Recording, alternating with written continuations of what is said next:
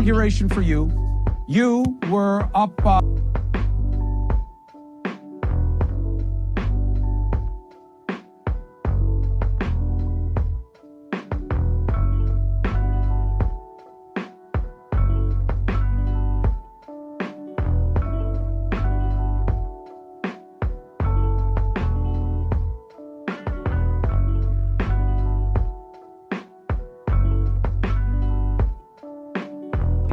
They can't afford $15 minimum wages. Family business.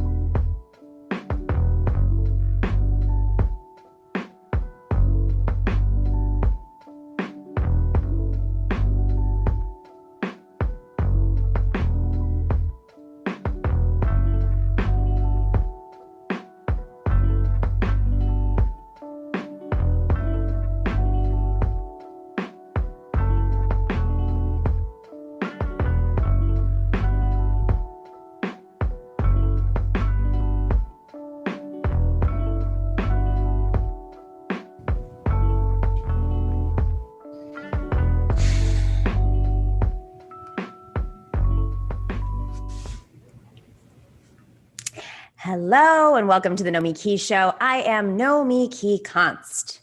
So, let's talk about the filibuster. If you want to understand how power works in Washington, you have to understand this little twist on democracy. You may think that democracy requires 50% of the vote plus one to do things. Ha ha ha.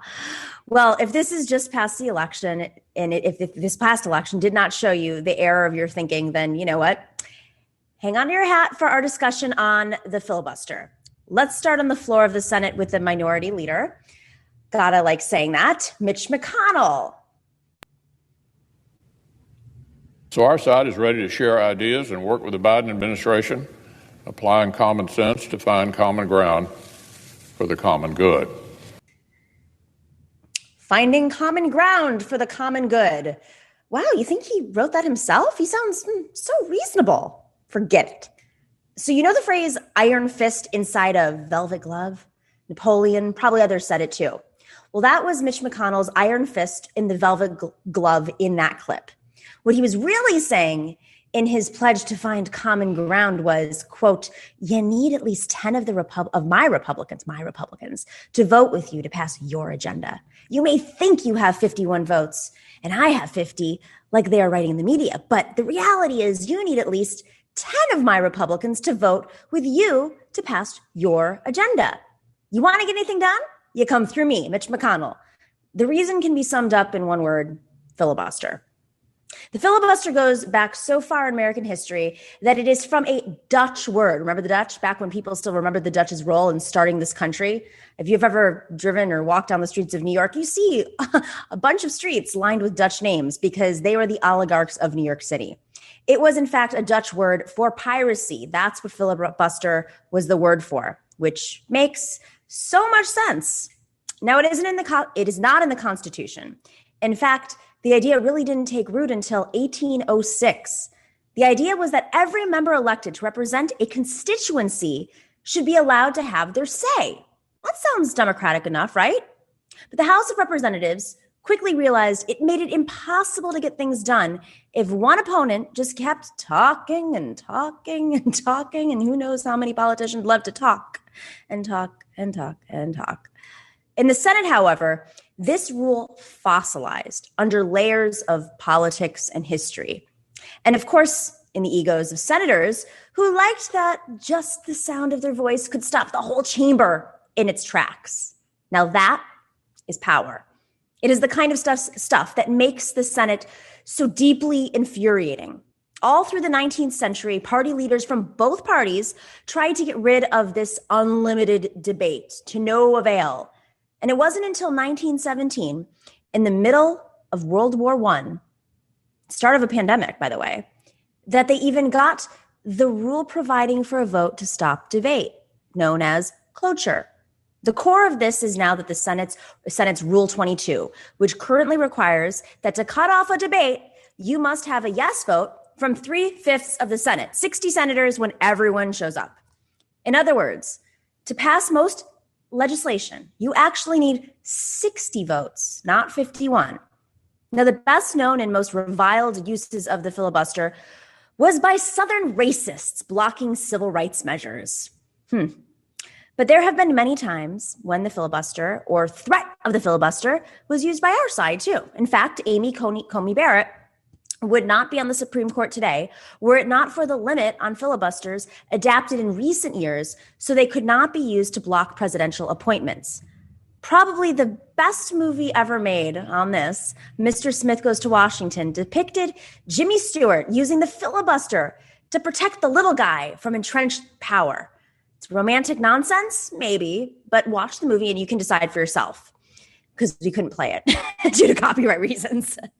The real issue isn't how the filibuster has been used, but how it will be used.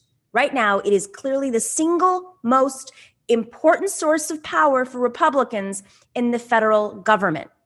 If Mitch McConnell uses it to block pandemic relief or racial justice measures or needed climate policy, then I say it's time to pull the plug. He has a certain interest in not forcing the issue. Remember, one of the few things he ignored Donald Trump on before the last few weeks was when Trump called for an end to the filibuster. Obama and Biden have both said the filibuster should be reconsidered. They're both former senators if it blocks voting rights legislation. But presidents don't control this. The senators control this. And every one of them, Democrat and Republican and independent, would be giving up a little bit of power to end the system that lets any one of them block all of them. Any one of them block all of them. So a vote to end the filibuster won't be popular among McConnell's members, which is why what he is really saying with the threat inside his velvet glove was, let's see if we can negotiate common ground for the common good so I don't have to force the filibuster showdown. It's very unpopular, by the way. So let's see. We will continue to discuss the filibuster in coming months, and especially the effects on Black Americans as it is used as a weapon of racism. But for now, we just started with an explanation. We have a brilliant show today. Daniela Lapidous is here with Umme Vigeland. And right after the break, we will chat with Umme Hoque, who is the organizing director of the Debt Collective, because there is a whole slew of debt that we have the opportunity to erase, not postpone, not cut down on, but actually erase because of the moment that we're in. And that is what we're going to talk about right after this break. But first, where's my books? I got my books here. I had a great morning because we had our book discussion for our second book club in the book series for the TNS book club. If you don't know about it, go check it out at patreon.com/The Nomiki Show. We have 3 book club levels.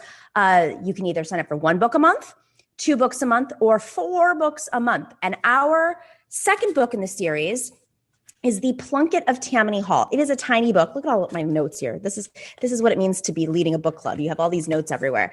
We talked about this book with Arun Chowdhury because we couldn't actually call up George Plunkett, who was the Plunket of Tammany Hall. He is, of course, the person who speaks through this. It was through a series of speeches, because God forbid he write a book, which if you're a member of the book club and you read this book, you'll understand why he despised people writing books or reading books. But it is a great, George Washington Plunkett was a machine leader in New York. He went in very poor, ended up very rich at the end.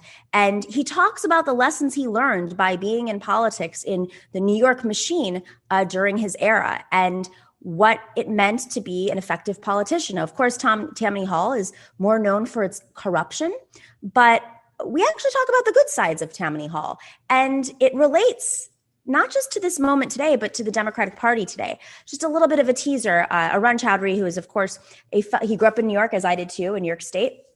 But he, the two of us, we discussed how the Democratic Party today, a little bit of a teaser, stole some of the worst ideas from Tammany Hall and left out the best ideas from Tammany Hall, like constituent services and representing the working people. I mean, that's essentially what Tammany Hall was. You showed up on the docks as an immigrant, and Tammany Hall was there to greet you. You became part of their little squad, and they went out there and not only helped you find jobs, but fought for the working people. And this book also discusses something that I also think is relevant today, which is honest versus dishonest graft. I don't think any of the graft would be legal today, but it does relate to the modern day word, which is grift. So check out our book club. It is the Nomiki Show book club at patreon.com/the Nomiki Show. And right before this book, we just finished up Thomas Paine and the Promise of America. You can check out our first interview with Harvey Kaye, who is the author of this book. And then we have another one where he's answering your questions. So if you haven't submitted your questions yet, do it soon, because we're going to pick up on that interview. Email us at thenomikishow@gmail.com. All right, promotion's over. First 2 books, we have some more coming. Exciting. You'll be getting them in your mailboxes in the coming days. All right, we'll be back right after the break.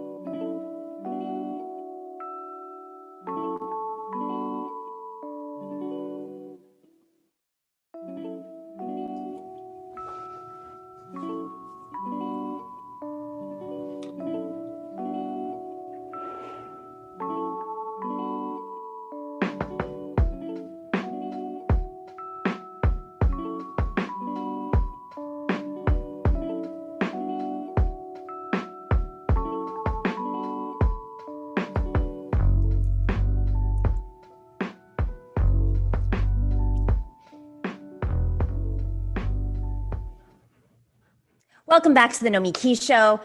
Debt.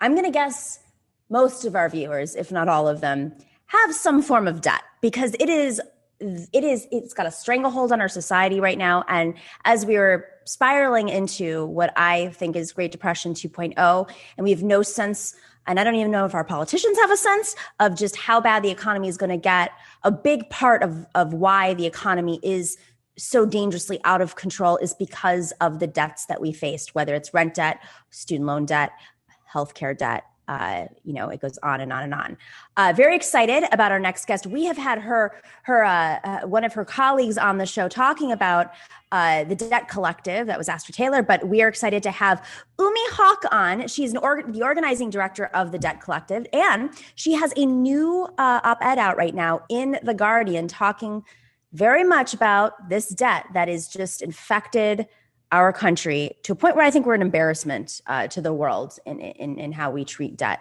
and individuals. So thank you so much for joining us, Umme. Thanks for having me.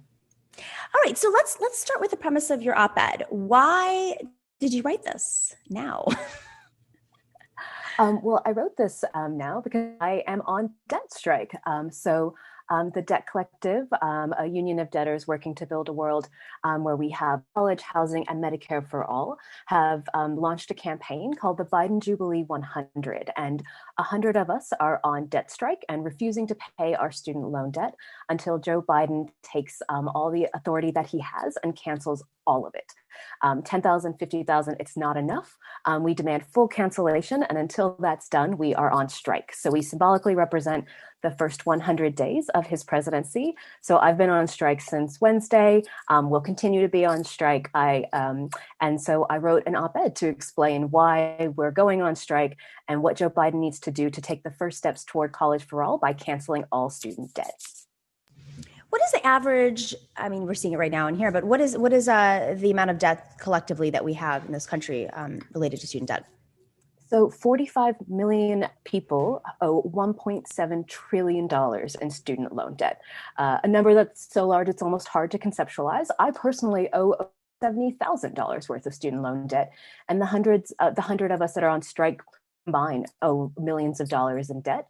And these are numbers that are just too large, especially in a moment, like you said, where people are struggling. Millions of people are losing their homes and their jobs, are just trying to find ways to get by.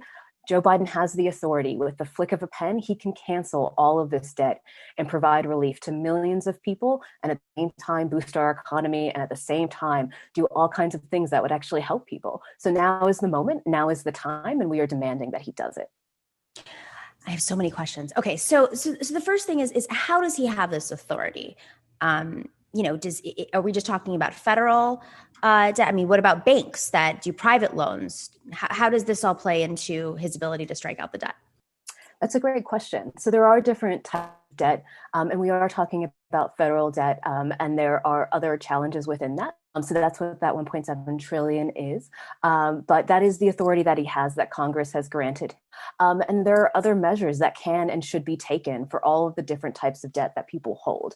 But even just within that federal debt, it's $0.7 trillion. And it is something to take action right away. And so that's what we're demanding right now, but it is not the only solution to the problem around debt. And that is why it's the first step toward taking us on that path toward college for all and a system where education is, again, a public good, as opposed to a way of penalizing people for trying to make it in this country. The American dream has truly turned into us just trying to pay off debt. And that's just not a sustainable way for any of us to live. I don't have the numbers in front of me. You might be more familiar with this, but I was really shocked to see how many Americans did not graduate, but carry this debt burden.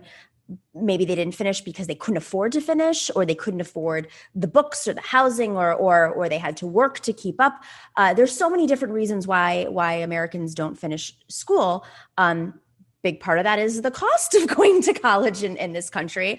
And of course, afterwards, this is before we even consider the promises of jobs that you're supposed to get, or at least our generation was told, you go to college, you go to graduate school, and you're going to get a well-paying job. Haha, especially if you graduated around 2008. So, I mean, what does that number look like?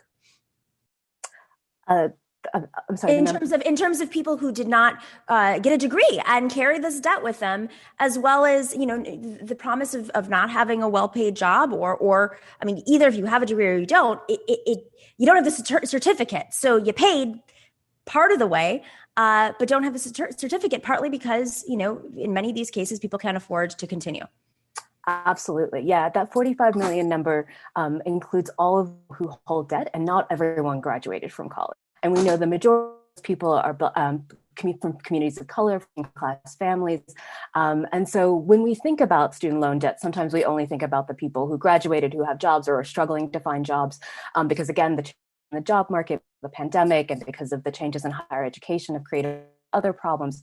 But there are so many people that carry student loan debt who don't have paper. And the number is substantial as well. It's a huge chunk of that 45 million. And there has to be solutions for that as well, especially if they haven't been able to acquire that degree or finish out that program. So the people who are impacted by this are not just college graduates or people who have doctorates. It's truly everyone who was like, so many of us who are on strike have had these similar stories about the fact that we went to college to get a good job, or we were told to, because that is how you get a good job. It's the American dream to pull yourself up from the bootstraps and like achieve in this country. And for working class families, that means taking on debt. That doesn't mean you always complete that program, but you try and you want to, and that's what you're told the entire time. And that's why we know that this is a systemic problem that has been created within this country because of bad political policy.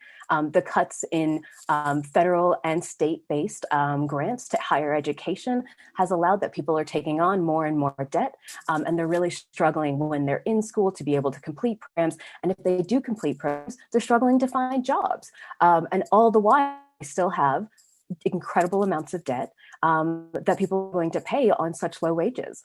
So there has to be solutions for everyone. And the first step in that solution is to cancel this debt. I mean, I think pretty much everyone who has this debt is aware that you have no choice but to pay it.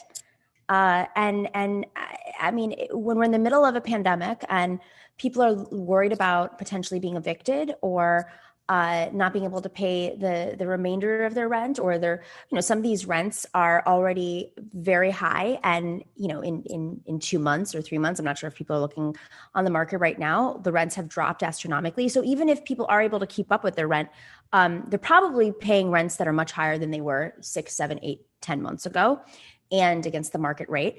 And not sure if their jobs are secure, or maybe they aren't secure. If you have healthcare costs from before, if you've had COVID, if you've had COVID-related healthcare costs afterwards. I mean, there's so many debts that are piling on, but student debt is something you cannot run away from. And I think that is what makes this debt so incredibly humane.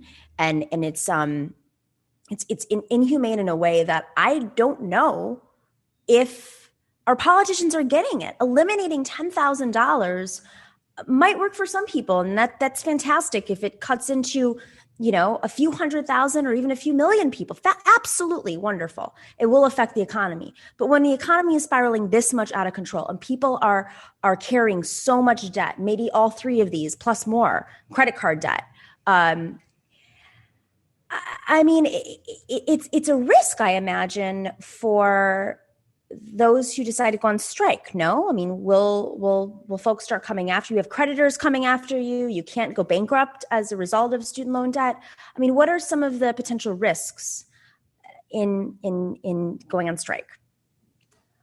I mean, there's risks to taking any sort of action. Yeah, there could be all kinds of potential, but I'll be honest with you. I'm not worried about the risk. I'm worried about if we don't take care of this problem. If Joe Biden doesn't do something, and soon, exactly for the reasons that you just said. Student loan debt is something that's incredibly inhumane, and it's something that he can take action on right away. Without Congress, he has the authority given to him by Congress, and we know what a dramatic impact it would make on the lives of so many people who are struggling right now.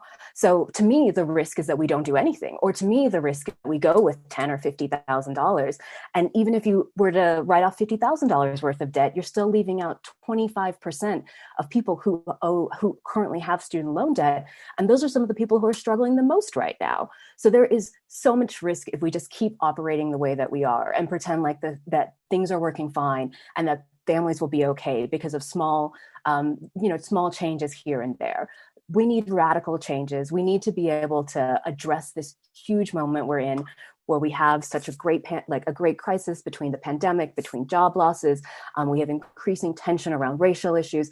This is a step toward addressing all of those things and achieving something that would really improve the lives of so many people and take us on a track to really make this country what we want, a place where people really can learn and thrive and take those next steps to be able to be socially mobile.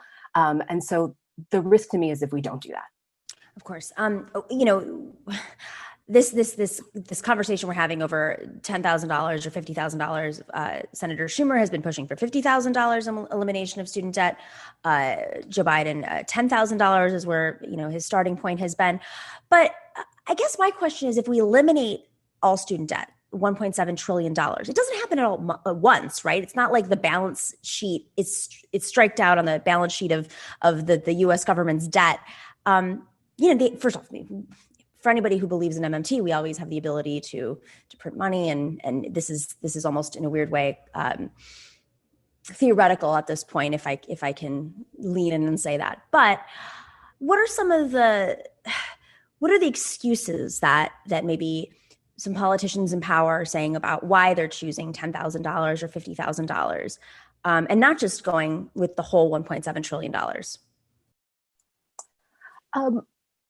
I am actually very curious myself. There are things that people say about, the numbers based on old data. I think there was a time when maybe, in the last 10 years, student loan debt has ballooned 100%. So a lot of the research around this is changing because people are acquiring interest and student loan debt is increasing. So depending on what data you're looking at, it could look like $10,000 or $50,000 would make a bigger impact than it does.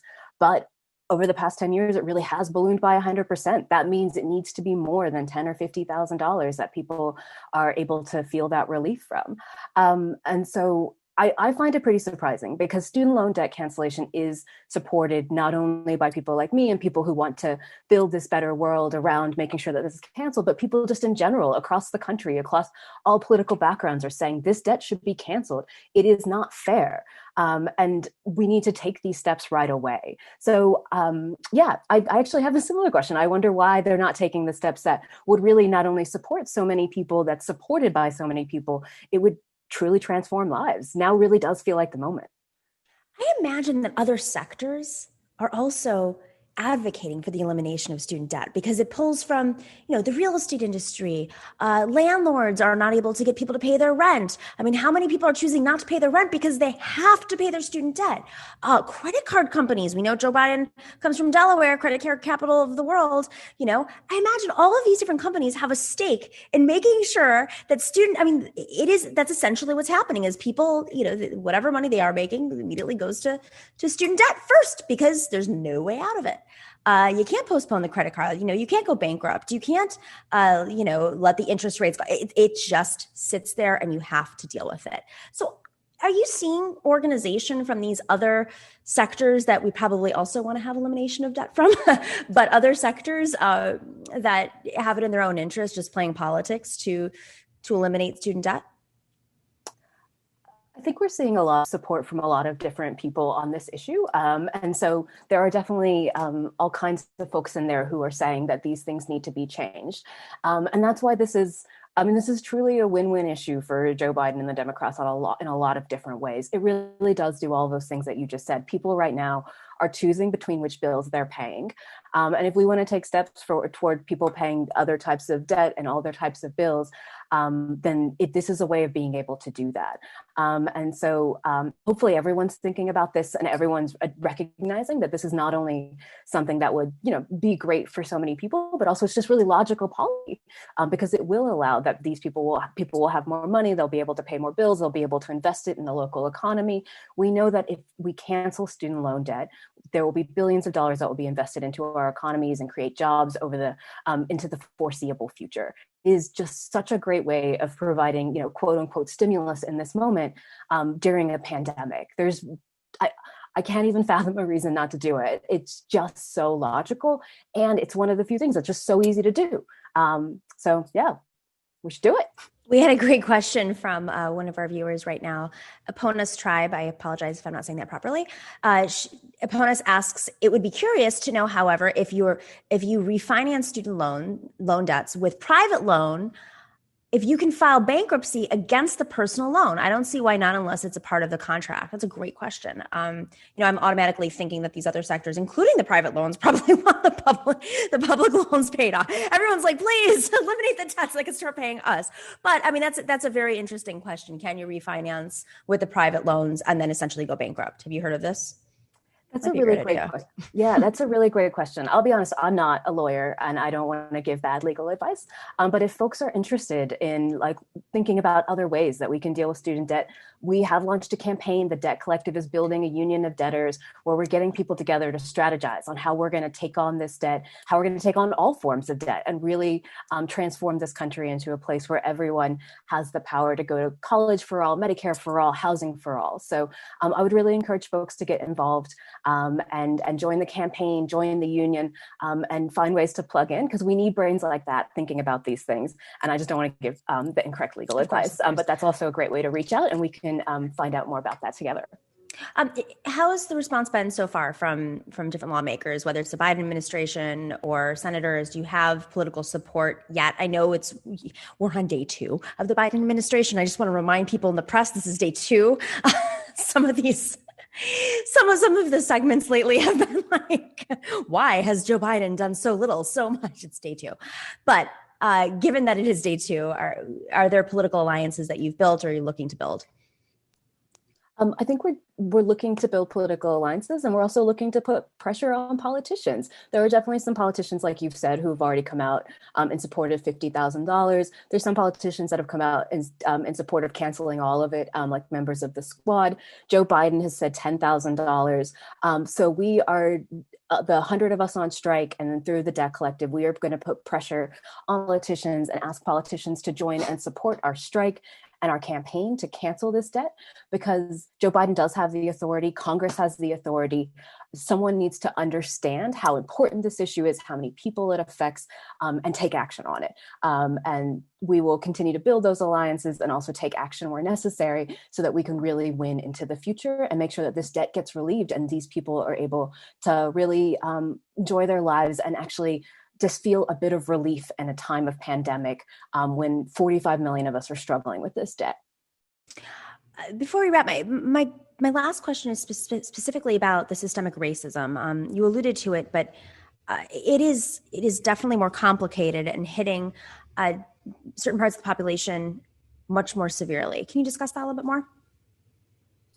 Yeah, absolutely. All of the data shows that the majority of student loan debt impacts communities of color, Black, Brown, Indigenous communities, as well as women the most.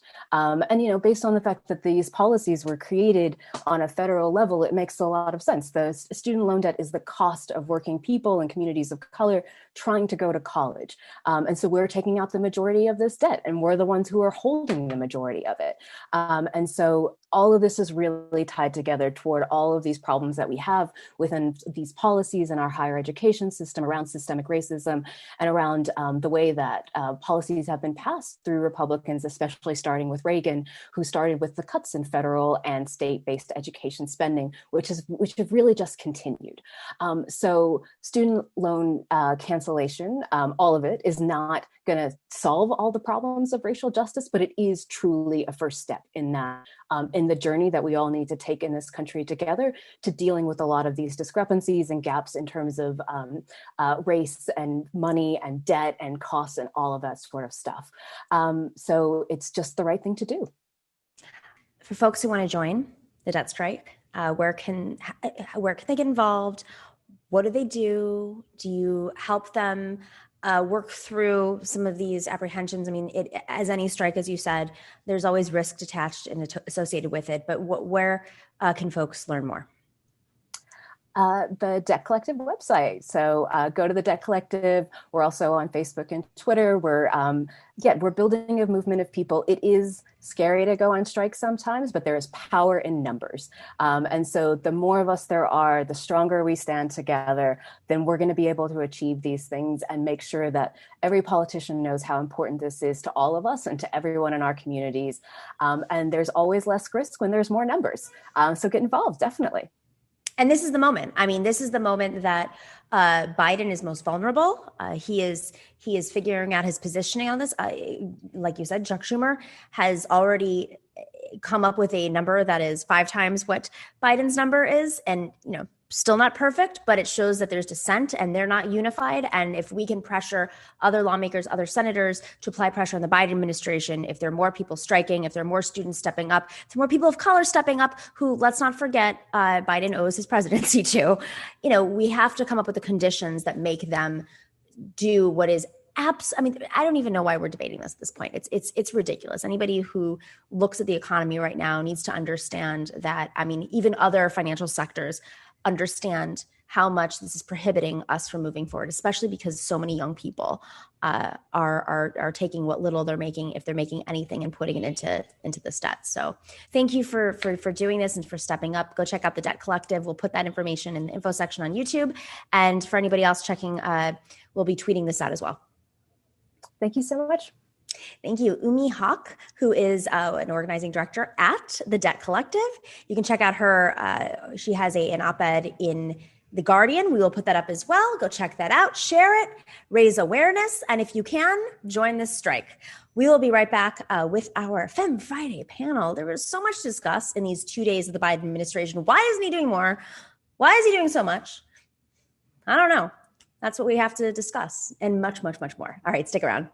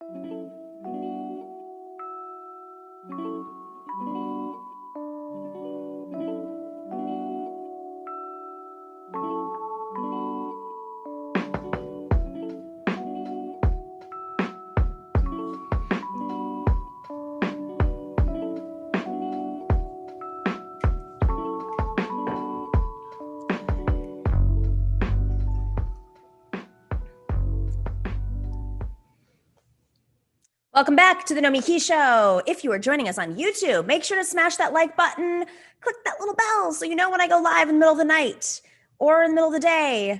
I don't know, whenever I feel like it. Make sure to click that bell and, of course, join us in the chat. And to our new friends on Twitch, thank you for joining us on Twitch. I heard that our Twitch is blowing up. I'm not blowing up, but it's growing. So thank you to everybody who's joining us and who's rated us on Twitch, and to those we've rated. We're building a lot of alliances. This is a lot of fun. I am learning. Listen, before I jump into the game space, I need to become an expert. I like to study. So I am studying how to be the perfect Halo player. I don't know if that's the right way of saying it. I'm also studying how to speak about gaming. I'm not a gamer, but it's not because I'm against gaming. It is because I have an addictive personality. So once I get into something, I am all in. We have a book club. I'm reading 4 books a month. I'm all in. If we do like a gamers club, I'm not going to have a life. That's basic. I'm not going to see sunlight. So thank you to everybody in Twitch right now watching us, and of course everybody on YouTube. So something I spent a lot of time in the last decade doing cable news. Not so much CNN and MSNBC anymore because, once I came out as a Bernie supporter after the 2016 race, they were like, that's cute. We're eliminating the leftists. That thing's growing. We're going to get rid of them. But of course, Fox News is fair and balanced. So they like to mix it up and have some lefties on. And I over the years, I've developed my strategies for going on Fox News. And I was surprised yesterday to be asked on, and I only go on like the news shows. I don't do any of the Hannity. That's not fair game. I used to do Tucker. I think he's going down on he's always been bad. I think he's a white supremacist. Let me just make that very clear. When I go on to debate him, but I don't even want to go on his show anymore because I feel like he is part of this red-brown alliance with certain members of the left and the right. That's their choice, but I'm not going on to be his friend. I'm not going on Fox News to be anybody's friend. I'm going on to make sure that I stand for working people and for progressive values and economic justice, because Fox News is still the most popular cable network, or has been at least, the most popular cable network everywhere. And during the Obama years, there were just as many Democrats watching as Republicans. And Obama even said they made the mistake in the beginning by not taking Fox News seriously. So it is important that we reach whoever we reach. I will go on their platform to reach anybody we can loop in. I won't bring them on our platform. See what I'm saying? That's how this works. You don't bring Nazis onto your show. You don't let them spew their talking points, but you go in there and hope that you can bring people in. The reason I say this is because I was asked on one of the news shows yesterday. The news shows are daytime. They're traditionally less controversial. They might have some guests on that are obviously controversial because it is cable news and everybody does it. But the hosts, it's not Hannity. It's not Laura Ingraham. It's not Tucker Carlson. So I went on yesterday and the reaction I had was exactly the reaction that people wrote about. I was so surprised because on day one, they were already criticizing the press secretary, Jen Psaki, of the Biden administration for being too friendly with the press and the press being too friendly with her. Let's roll that clip real quick. Secretary is facing mostly friendly questioning during yesterday's press briefing. A stark contrast from what we were seeing for President Trump's press secretaries. Well, you take a look for yourself. Here's some comparison. It's been reported that you did $500,000 worth of deep cleaning. Could you talk about the measures that you took to ensure that the president is safe? I understand your point, but it is the extreme president vetting. Himself called it a ban. I understand. Is he confused or are you confused? No, I'm not confused. Do you see yourself, your primary role is promoting the interests of the president, or are you there to provide us the unvarnished truth? You've been saying this over the last couple of weeks that nobody has been tougher on Russia and Vladimir Putin than this president. Isn't there some hyperbole in that when you say that? Give us some color about what it was like for him going into the Oval Office. Shouldn't the president be telling people the truth about this virus at his rallies? The president is telling people the truth, and you're right, Jim, that he was talking about. He's saying that it affects virtually nobody and that it doesn't affect young people. He's not telling the truth. On a lighter note, will he keep Donald Trump's Air Force One color scheme change?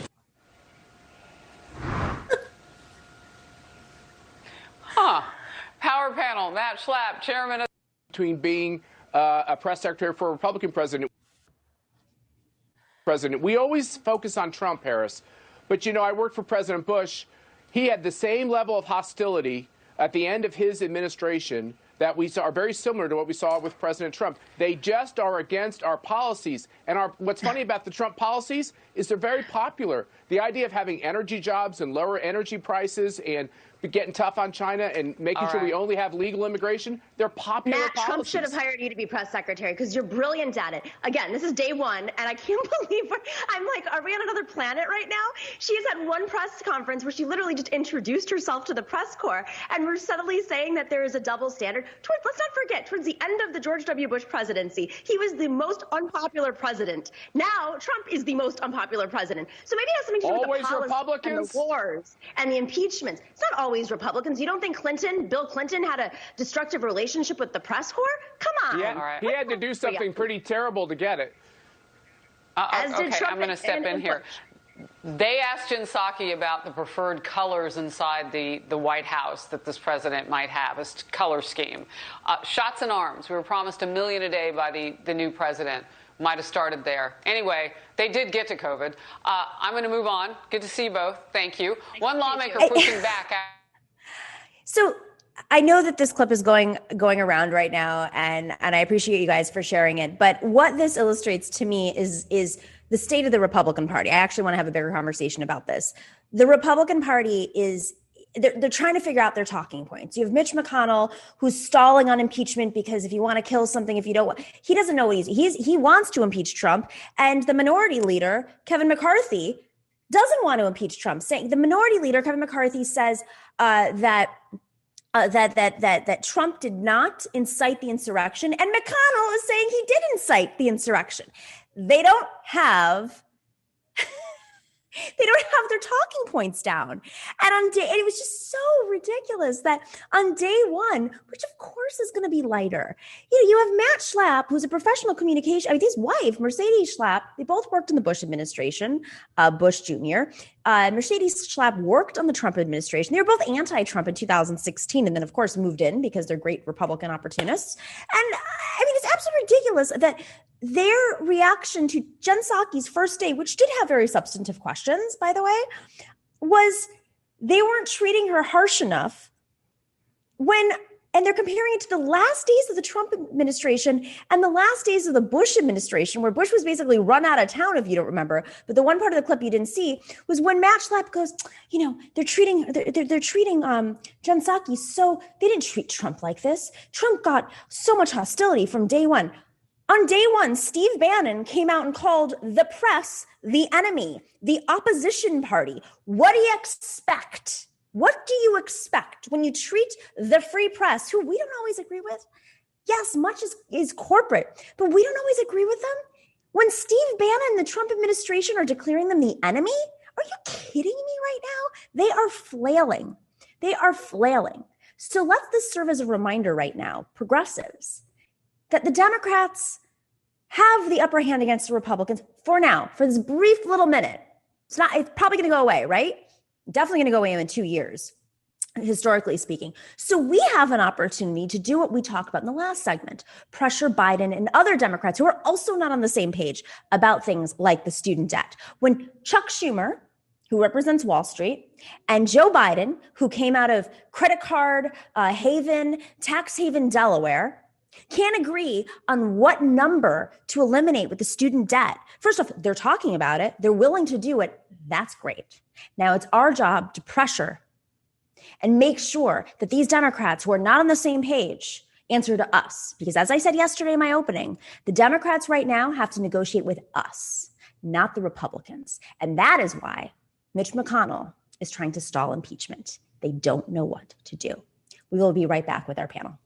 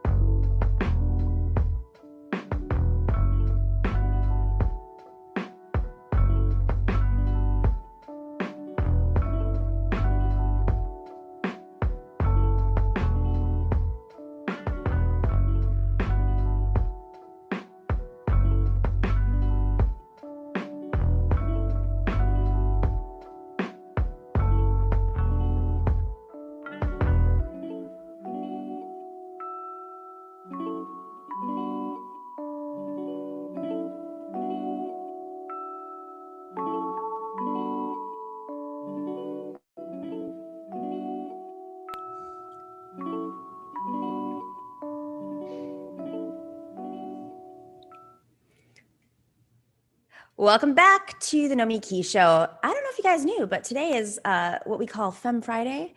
It is one of the 4 days out of the week that we air, and it is always women. And we're really excited to have a very old friend, Umme Vigeland, who is, of course, the co-host of the Majority Report. Look at that background. Are you still in studio, Umme? Don't you ever go home and sleep? Well, go home. Like, I would love to, but I'm in a studio apartment. My significant other is there. Can't disturb him when he's working. So I'm relegated to the studio. I'll never leave. I thought Sam was exploiting you, because then we'd have to have a little bit of conversation with Sam Cedar and say. We would, but, he may be a curmudgeon, but his treatment of me is pretty good. So far, so good. Same with me. I want to make that very clear. Yeah. And we're very excited for the first time ever to have Daniela Lapidous, who... This is what it means being in a city, guys. I don't know if you know the noises that come in and out when you're in the middle of an intro, but Daniela Lapidous is a progressive organizer. She is the former help desk director for Bernie Sanders 2020. I can imagine the kind of questions you got all the time. You also have a very fiery Twitter account. So I'm excited to have you on the show for the first time. And you're on mute, just as a heads up. Thank you so much for having me. I'm happy to be here. So I want to start off. This has been a busy news week. Lots of executive orders, lots of movement happening. But one of the big progressive policies that I wish would go a little bit bolder, but listen, the fight that we've been having over this for a long time, I get it, is the $15 minimum wage. Let's play the clip really quick that we have of this debate over the $15 minimum wage, which we're still having, by the way. We've been having for like a decade, but still having it. Family businesses in Oklahoma and Tallahassee and Chicago suburbs, they're the ones. They can't afford $15 minimum wages. They're the ones. They're the American entrepreneurs. We had our capital attacked 2 weeks ago. We have this tension in America because what does that have to do with the minimum wage? It has a lot to do with it because we have a huge gap between rich and poor, which continues to get wider every year between Republican and Democrat administration. And it's fraying the social fabric of our country, period. And that's why we have both populist movements on the right and the left. Why wouldn't you support starting businesses and giving them a tax break for 24 months and not binding them by any minimum wage? Why wouldn't you do that? Why couldn't you get behind that? I would support tax breaks for new businesses, and I would give them a break on the minimum wage for a small period of time. I really you're think, talking. But that's small businesses. I think the bulk of what I think we need to shift is how we think about employees in our bigger businesses. Listen, 20 years ago, you used to get a job as a janitor working for a company like Apple, and you'd get health care, and you'd get the college program if there was one. Today, that's all outsourced. And so this drive to have only shareholder value as the only beacon just doesn't work anymore. It's why people are moving to multi-stakeholder capitalism. Anytime the system goes under stress, anytime there's a financial correction, people point to saying capitalism doesn't work, it's got to be changed. You don't change it. You don't touch it. It is basically working all the time, but it has an element of volatility to it. I don't think putting a new cost in some regions that could be as high as 25%. We've always put rules around capitalism. We don't let children under 12, tie little knots and make rugs anymore because we thought that was unethical. Like, we're allowed to put rules around capitalism. We have from the very beginning. And so having some rule where we say there's some limited amount of money that we don't want, that it's just unethical to have a guy toil away for it. Kevin, all right. Who would have thought the villain from Shark Tank is an asshole? He's also Canadian. I thought that he would have some empathy towards, I don't know, human rights. Just a little bit. Well, yeah, you would think, but it's like I hate operating in fiction, and the idea that small businesses around the country, which are thriving, by the way, with this kind of rhetoric, like the idea that that's really who Kevin there is concerned about is laughable to me. I mean, Daniela, you were on the Bernie campaign, and this is I can imagine how many small business owners, people who are in low-wage jobs. I mean, the Bernie campaign to me was emblematic of everybody from what the Chamber of Commerce used to be, what it used to be about, not the big business lobbying Chamber of Commerce, but the small businesses, the people who own, the barber shop and the ice cream shop, if they still exist in your town. Their concerns with not just the $15 minimum wage, but making sure that their businesses can thrive, especially in a pandemic. This is just like gobbledygook to me, but it also seems like, to me, it seems like a sign that they recognize something's wrong. So the fact that they're even having that conversation is a good sign. I mean, this wouldn't happen if it weren't for Bernie, right? Totally. And I think that it's so disingenuous that so many people who want to put up false arguments about the $15 minimum wage are now out there crusading for more direct relief for small businesses during the pandemic, are not there for $2,000 recurring checks or payroll assistance. If we really want to preserve small businesses, there are so many things that we have to do now, even before we can go ahead and implement a $15 nationwide minimum wage. Yeah, and obviously that's true. The people who would be most affected by a $15 minimum wage increase is not the mom and pop shop down the road, which this kind of thinking has already forced out. It's, of course, these multinational corporations, which are by far the greatest employers in the country and around the world. And at a local restaurant, say the price of a steak or a pasta dish goes up $1, goes up 10 cents. The people who are getting the $15 minimum wage, that helps them so much more than it hurts the person who is able to dine out, to use these services. And so that's the disingenuous argument that's being had there. And yet, there's never a discussion about how productivity has increased so exponentially and the wage has remained flat for decades and decades. It's the amount of productivity by American workers is dwarfing the money that they are receiving. And so part of that is why multinational corporations have been able to create this stronghold in our country where they're able to create a system of essentially indentured servitude. So people are forced to take those low wages. It's this circular system that is never examined on those financial channels. I watched a good amount of that in the pandemic, and it makes you want to rip your hair out. It's a cult in many ways. I mean, it is. It's not just that capitalism is a cult. Wall Street's a cult, and these, we should be watching CNBC, and we should be watching Fox Business because it's a more extreme version of CNBC. I mean, at least they had the guy on who was like, we used to regulate. I mean, kids don't sit there at 3 years old. Man. Fox Business is where Fox it kicks its craziest people. I mean, Lou Dobbs and Stuart Varney are absolutely nuts. So I think also these. Sorry, I was just going to say. I think also a lot of these folks live in denial that the $15 minimum wage has been already implemented in localities and places across the country, like in San Francisco. Here, a couple of years ago, I was working as an Instacart shopper and probably one of the few people making the $15 minimum wage already at Instacart, which is now facing its own union crackdown. Unbelievable! So, that's such a hot button issue right now. Yeah. Right, like the world didn't explode in San Francisco. Consumer goods did not double in price. And honestly, since the movement for $15 minimum wage has been going on for such a long time, it's really worth questioning whether that really is a livable wage nationwide right now. I ran for office a couple of years ago for public advocate, and we had a couple of issues that we were running on, and one was specifically, and we got so much pushback. And I had some consultants who were like, I don't know if you want to do that. I said, no, I don't care if we lost. I don't care if we continue to lose. I don't care if people don't donate to us. I don't care if we get death threats. Which we did over this was a $30 minimum wage, and it was New York City, right? So if New York City had kept up with inflation, in New York specifically, and this does not tie in the cost of living, does not tie in rent, if we had just kept the wages up with inflation, the minimum wage 2 years ago would have been $33. That's just for inflation. Now, the media pushback I got was, of course, small businesses.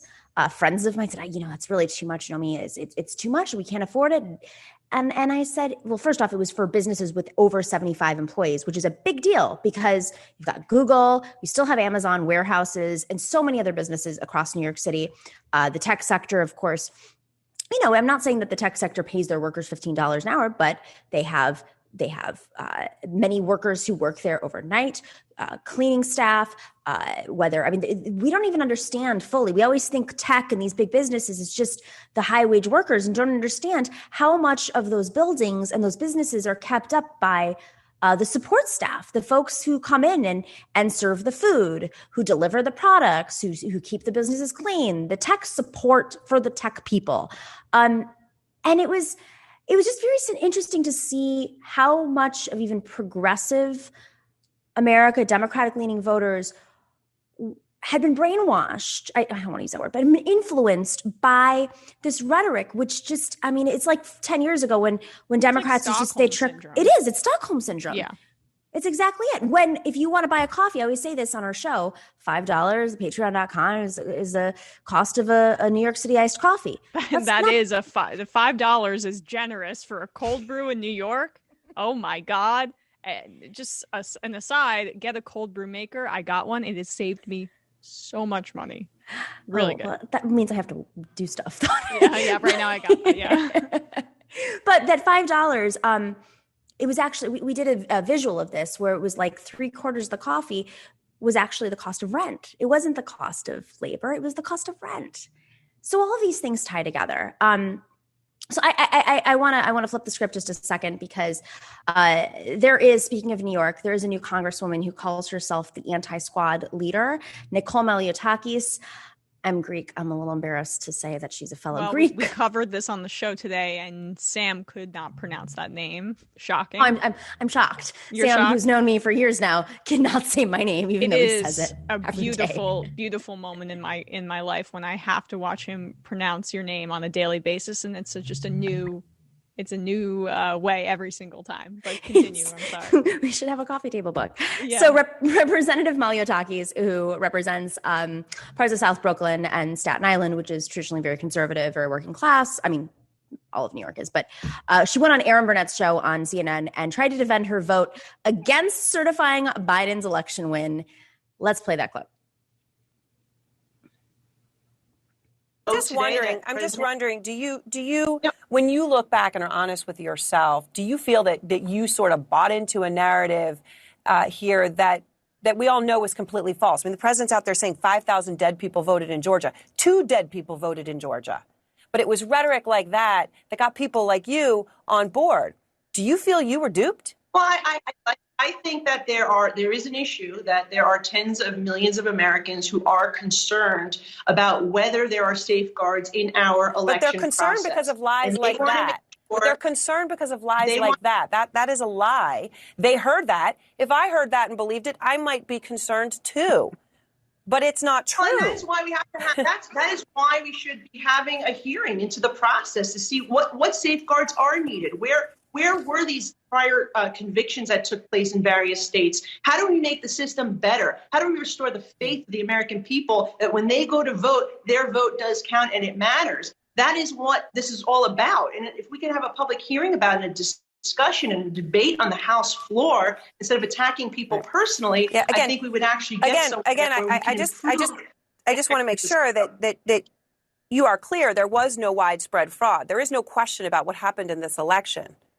And that is very different than saying we want to make sure that every vote counts that should count and every vote that shouldn't. Those are 2 very different things to talk about. Absolutely.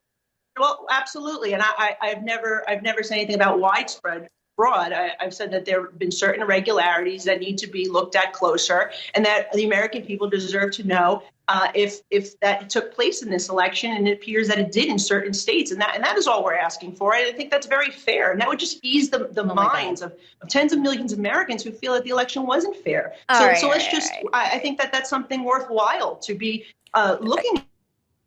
So before we get into the psychoanalyst, first of all, she just got elected. How is she minority whip already? Just side note, like that shows the desperation of the Republican Party. But what angers me is obsession with New York, by the way. And exactly. Yeah, exactly. What annoys the hell out of me about this is why is CNN covering it? Why? They're propagating this. They're making this worse. Well, know why. You know why. They need to talk about Trump until the well runs so dry that it becomes an arid desert. Right. Well, don't worry. He's not going away. We'll get to that in a second. But Daniela, I mean, that just really raised my blood pressure. When she says attacking people personally, right in the wake of literal physical attacks, like guns, bombs, physical attacks on members of our Congress, in our Capitol, because of the exact lies that she's defending, like, go home. New York does not want you. This is unacceptable. Yeah, we covered this on the Majority Report today too, and like she got caught in her own logic circle there, right? So Erin Burnett was like, okay, there is no voter fraud. Well, we need hearings to determine if there's voter fraud. No, you need hearings to CYA, cover your ass, because you ran on a lot, or not ran on this, but she ran as a pro-Trump representative and unseated Max Rose, who won his election in 2018, and correct me if I'm wrong, Nomi, on an anti-corruption kind of run where he went after his opponent and talked about all the donations that his Republican opponent had taken from big industry.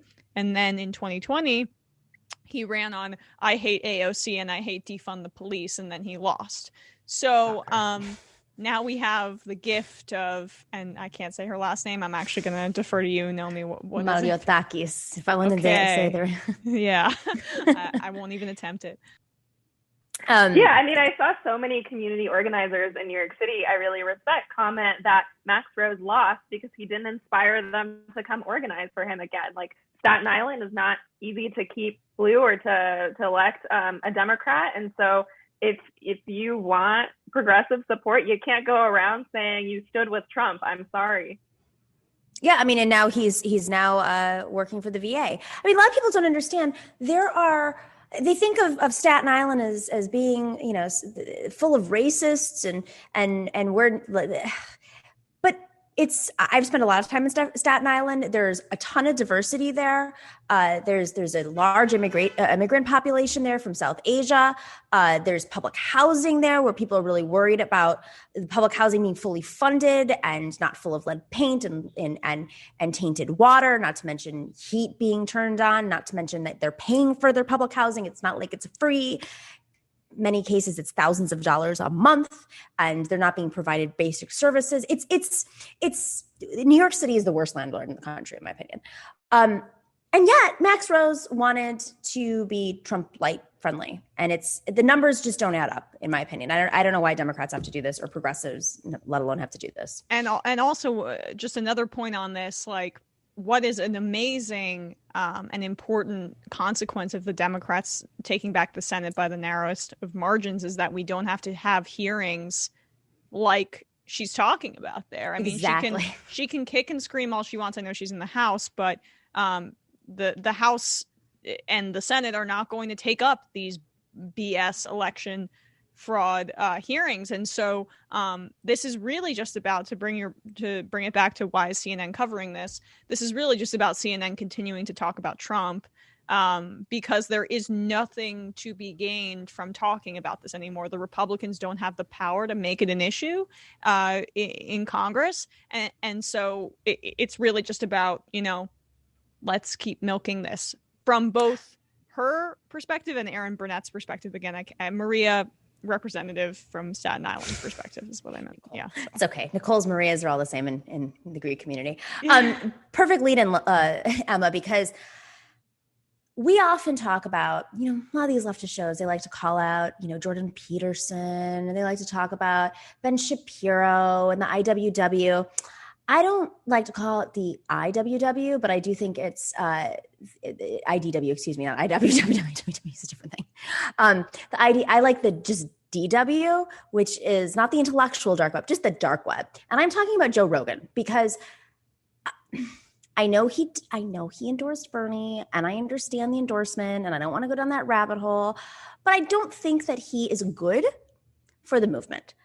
He's not independent. He was paid an extraordinary amount of money to get a prime spot on Spotify, which is a publicly traded company. He is the mainstream media, and it's wonderful that he puts on people like Bernie Sanders, but it's not so great when he also puts on Nazis and Alex Jones and a lot of bad people, and maybe he uses Bernie Sanders to bring them into his show, and then maybe a few of them just spill over, and you got a Run Brown Alliance. Well, Joe Rogan hyped the possibility of Donald Trump creating the Patriot Party. Let's just put that up real quick because there's a little bit of information about this. He says, "What's fun is a bad guy, and we need another bad guy. We don't have a bad guy like bad boy like Trump." Joe Rogan, I mean, this is part of a trend here, guys. Like, we have Joe Rogan, who's part of the mainstream, and there are plenty of other folks who have spent more energy and time attacking leftists or purity tests or whatever they want to say, women, the squad, the fraud squad. Let's come up with a list of things. It's not like they don't have enough threats coming from, the constant Fox News and Q forums that attack them. But you have Joe Rogan, who oftentimes props up right-wing friendly, alt-right, and then bros from the left to kind of like align. And I'm really concerned about this on a whole other level at this point, especially if Joe Rogan is testing this idea of a patriot party and like literally just calling like Trump a bad guy. Daniela, I mean, you worked on Bernie's campaign. Did you see could you see this happening months ago? Honestly, I don't mean this as harshly as it may come out, but when I hear about that need for a bad guy, it also reminds me of Joe Biden's comments that we need a strong opposition party. And it's just comments like that, whether they come from Joe Rogan or Joe Biden or whoever, about like creating this villain that we need to fight or propping up our own opposition, that just show me that certain people think of politics as either maybe just a game or and thinking about it on the balance of what these things mean for people's lives. We do not, in fact, need a strong opposition party. We do not need Trump to have a bigger platform in a patriot party to spread his racism, to spread white supremacy. Come on, even the name Patriot Party like harkens to like nationalist, white supremacist history across the world. I think it's really unhealthy, whether it's Joe Rogan or Joe Biden, propping up the need for a GOP that has shown its true colors more than ever in the past year or so. Emma, what's really crazy to me about this like flip for Joe Rogan specifically versus people who are just openly more political, like their shows are more political. They talk about politics every day. What concerns me about this is his audience is huge. He has been an apologist for Elon Musk, who's now the world's richest man. He's been an apologist for Elon Musk's stances on COVID. He has been a COVID denialist. He has constantly pushed out conspiracy theories. And I think what I often hear on the left is, or from other folks, is that it's just about clicks. It's not about some sort of perspective. It's just because it attracts clicks. I don't buy it, but you're in this industry. What do you think? Well, yeah. So I'm sorry, my internet cut out. I don't know if you guys saw if I froze for a little bit there. So I'm sorry, Danielle. I couldn't really hear, what you said. But I agree with a lot of what you said, Nomi, and how you set it up. Look, I mean, I'm more forgiving of Rogan in the sense that like I was annoyed by the mainstream media's reaction to like, oh, how dare he host a debate? We are so impartial when, right. Like Rogan is kind of more of a regular Joe in this instance, right? Where his politics are all over the place and they're hard to decipher. But recently they've become a little clearer. And what you're talking about is a personality-based thing.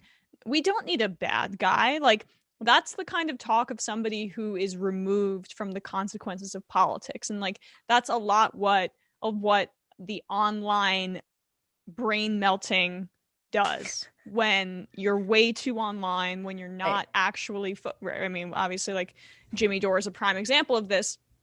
Like, when it's all about interpersonal conflicts, personalities, people like Donald Trump, we need another bad guy. Why? I mean, why are you, if you're actually interested in building power to help people, that would be a completely insane thing to say. Rogan isn't. I mean, I think he is interested in making money. I think he likes having different people on. And in some ways, it can be a real force for good, like that interview with Bernie Sanders that got so many millions and millions of views. But at the same time, he's fine with having really despicable people on and providing them with a platform with zero pushback, because he's basically this amorphous actor that doesn't seem to have an ideology except for enriching himself, which is fine. He's a charismatic guy. But I think it is concerning that, like, if he does trend towards this ideology with him floating this, if it's more than this, like, he has a massive platform that should not be underestimated. And what also just concerns me about this is the timing.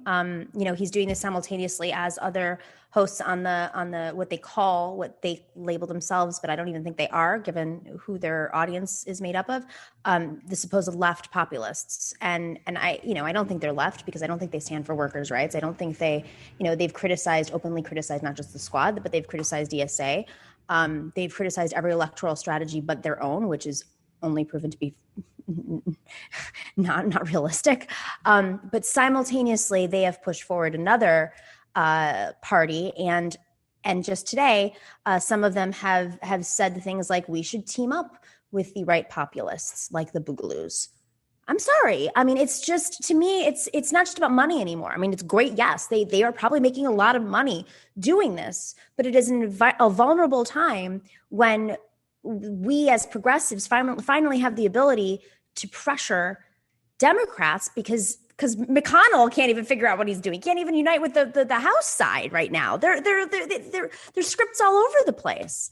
Yeah, I mean, instead of capitalizing on dividing the Republican Party, which is something Sam talks about a lot, which is making the Republicans fight amongst themselves. For the first time in forever, they're fighting amongst themselves, right? Like, that is exciting. That is something that should be exploited. That's what politics does. Instead of that, there's a faction of people on the internet who, I make no qualms about. I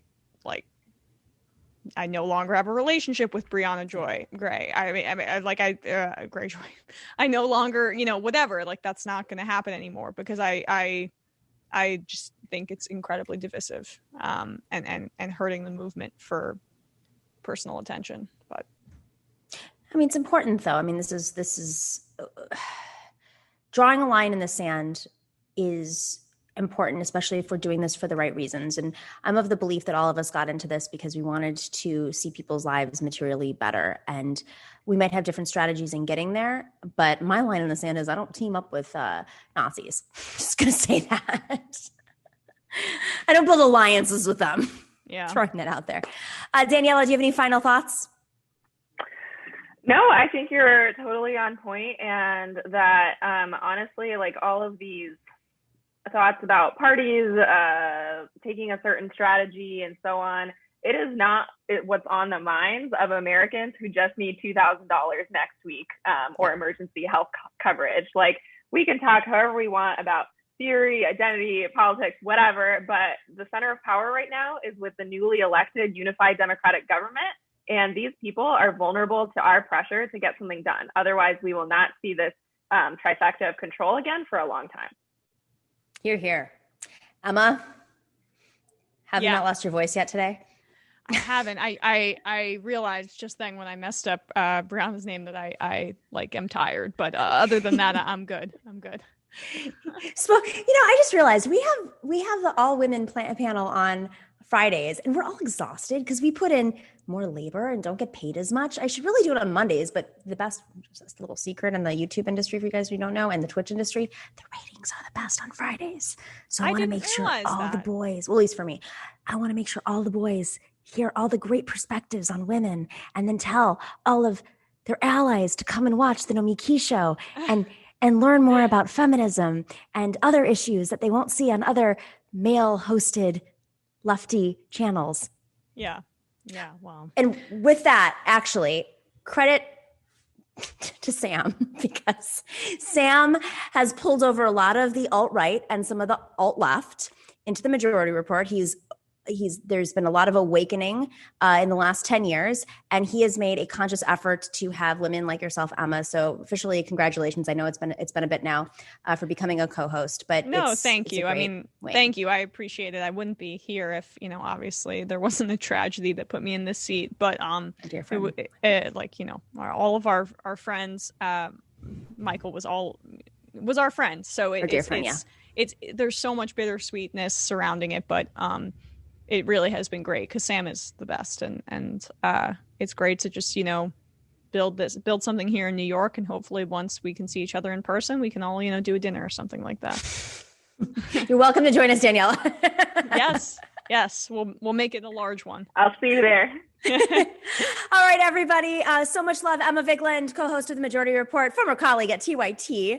I'll never forget the first day I joined TYT. We were in that room at WeWork, I think. Yes, Yeah. I remember this. Yeah, that was interesting. I mean, it's just, geez, like that was you're like the only person I talk to still from that hiring cycle is what I'll say.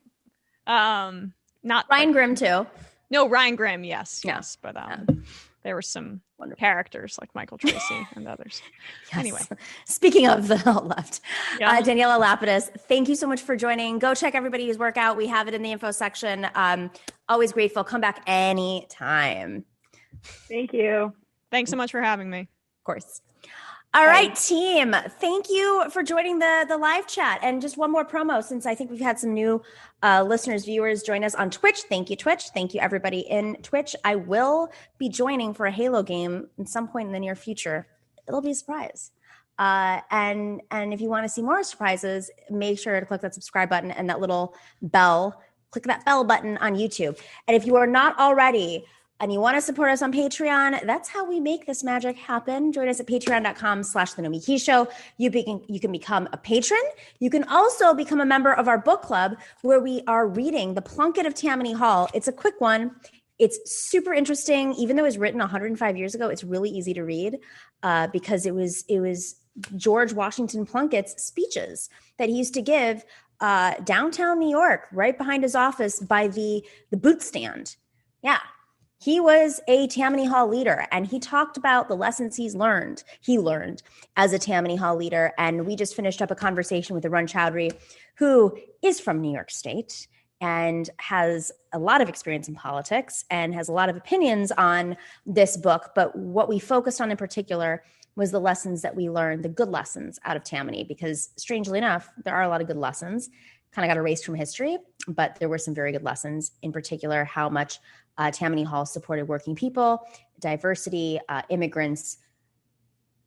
There was the honest graft, there was the dishonest graft. All of it is dishonest now, but back then, I guess they had different standards. But you definitely want to join us on the Nomiki Show, actually, patreon.com/The Nomiki Show. We have 3 different levels of book club.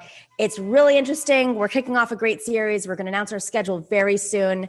Join us there right now. And let's do some, oh my God, Art, thank you for the love, man. So grateful. Wow. Oh my gosh, our whole team is grateful. To Okio Guda, Nomi, watch your Nomiki Show more when Emma's around. I'll tell her. Just saying. Left is blessed. Thank you so much. Tokyo Guda again. Oh, it was Tokyo, not Okio. Got it. The hypocrisy is laughable. The last administration completely abandoned press briefings. I know. It literally did. And if they did one, it averaged 20 minutes or less. Condescension and taking questions from OAN, exactly, who wasn't allowed to actually sit in the pool. Agreed. Kyler Asado, I like the conversation around reparations, including Medicare for All. Would forgiving student debt be included in that? Can we talk more about the economy? I agree. I was thinking about that at the time. And next time we have either Rep Rabon or Marcus Farrell or any guests who talk about reparations, I think it could be a really interesting aspect is tying in relieving student debt, because they should all be together. They should be intersectional, if we want to use a trendy word.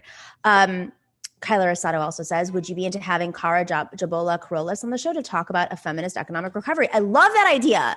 All right, we'll write that name down. Thank you. Great suggestion. If you guys ever have suggestions, email us at thenomikishow@gmail.com. We will try to get to them as soon as possible. We are a small team, so we try our best. LCL Null, shout out to Nomiki for being the only person calling out Rogan and leftist trolls. I don't know if I'm the only person, but I smelled the Joe Rogan thing coming a while ago. I listened to him for a while, and yeah, I'm more of a Mark Maron person. I know people don't talk about him as much anymore. I know he's not as left. I think he's open to being more left. I just don't think it's a space that he kind of grew up around, and he's evolved and he's learned as he's gone. But yeah, I mean, I'm more of a Maron person. If I'm going to listen to those long interviews from comedians with great guests, Maron's the one. He really leans into feminism quite a bit. He's done a lot of work around that, and I think that's very impressive. We need more allies to do that. Ray Lee, avocado straw money. Check out avocado straws. They're the best straws. I've tried them all. I don't have one of my straws here. It doesn't wilt. They're like hard plastic. They're great. I think $10 buys like 200 straws from Amazon. I don't like Amazon. $45 for 1,000 straw pack, but do not buy from Amazon. Thank you for saying that. Femme Friday, Nomi kids, even though I'm older than Nomiki.